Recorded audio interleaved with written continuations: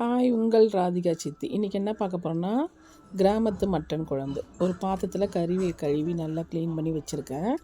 உருளைக்கிழங்கு கட் பண்ணி சின்னதாக வச்சுருக்கேன். அதையும் இதில் சேர்த்துக்கணும். சேர்த்துட்ட பிறகு அதான் தாளிக்காமையே இப்போ நம்ம செய்கிறோம் பாருங்கள். எங்கள் மாமியார் செய்கிறாங்க.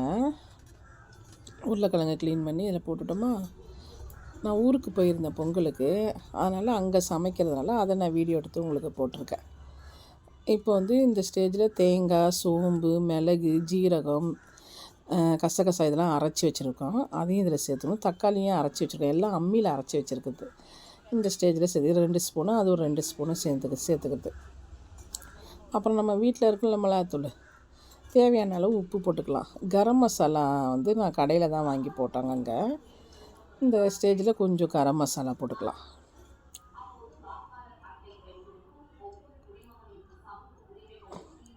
உப்பு தேவையான அளவு. அப்புறம் நான் மிளகாத்தூள் அவங்களும் வீட்டில் அரைச்சி வச்சுருக்காங்க. அந்த மிளகாத்தூள் ஒரு 2.5 ஸ்பூன் போட்டுக்கிறோம். போட்டுட்டு 2 சொம்பு நல்லா பரட்டிக்கணும். பரட்டிட்ட பிறகு 2 சொம்பு தண்ணி ஊற்றணும். குழம்பு இல்லை, கறி குழம்பு. 2 சொம்பு.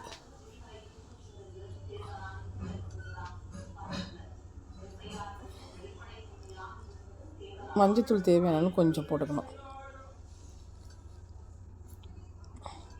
எலுமிச்சப்பழம் கறி வெந்துறதுக்கோசரம் நாங்கள் எலுமிச்சப்பழம் ஒரு 1/2 ஸ்பூனு, அரை எலுமிச்சப்பழம் தான் ஊற்றிக்க வேண்டியதான். ஒரு பாத்திரத்தை வச்சுட்டு கொஞ்சம் எண்ணெய் நல்லா ஹீட்டான பிறகு சோம்பு, கருவேப்பிலை போட்டுக்கணும்.